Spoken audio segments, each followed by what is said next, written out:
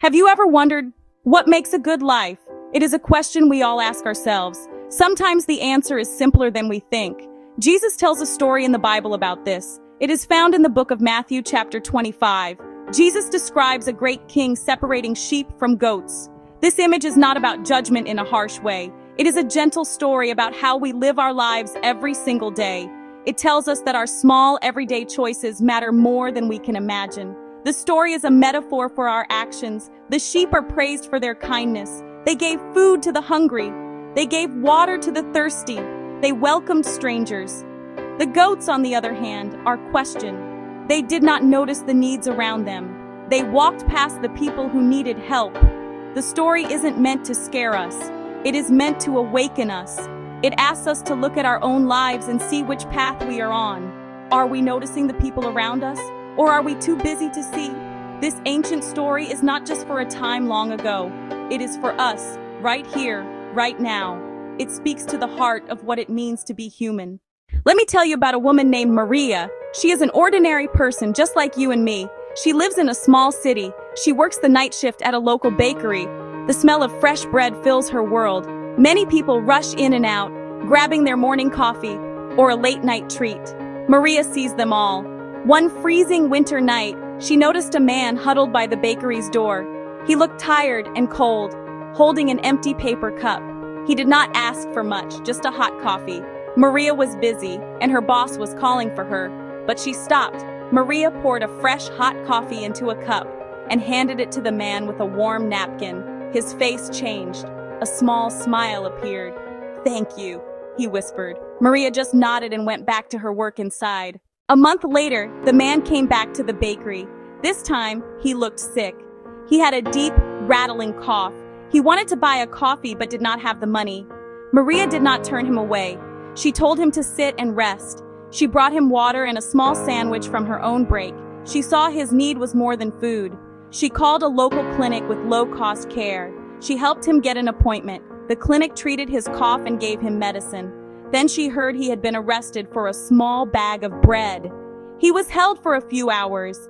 The experience left him shaken. Maria went to the station, waited, brought a change of clothes, and a number for a help center.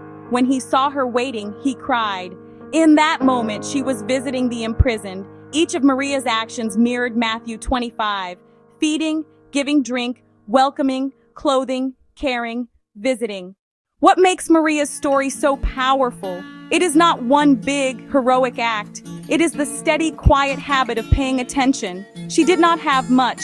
She had her own struggles, but she gave what she had. A little food, a spare apron, a moment of her time, a phone call. Woven together, these created a fabric of support. Over time, he healed, found a job, saved a little, and found a room. Her kindness restored his dignity.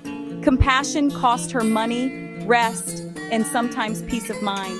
Being a sheep is not about being perfect, but choosing to act even when tired and offering grace to ourselves. Maria's story brings us back to Jesus' simple, profound message in Matthew 25. For I was hungry, and you gave me something to eat. I was thirsty, and you gave me something to drink. I was a stranger, and you invited me in. I needed clothes, and you clothed me. I was sick, and you looked after me. I was in prison, and you came to visit me. Matthew 25, 35, 36. The story is not a trick test. It's an invitation to live with our eyes and hearts wide open. It does not ask about our grand philosophies or religious beliefs. It asks what we did. Did we feed the hungry? Did we give a drink to the thirsty? Did we welcome the outsider? This story is a mirror. It asks us to look at our own lives. Who are the people we pass by every day? The tired cashier, the lonely neighbor, the person on the street corner. We may not solve all the world's problems, but we can answer the needs in front of us. We can be a Maria in our small way. Buy an extra coffee.